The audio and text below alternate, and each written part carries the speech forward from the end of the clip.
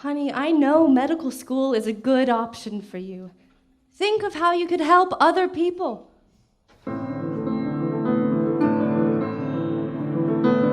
Does it only matter to you what I do for other people? Does what I desire come into your thinking at all?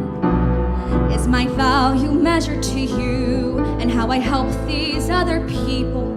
Is what I do with my life only your call? Inspiration, desire, and passion might as well not exist. Raw talent that longs to be realized, illicit sweetheart just try to resist. How selfless and valiant you think to consider other people. Do these strangers you call other people mean to you more than I do? Honey, I'm just thinking of what's best for your future. Don't you want security?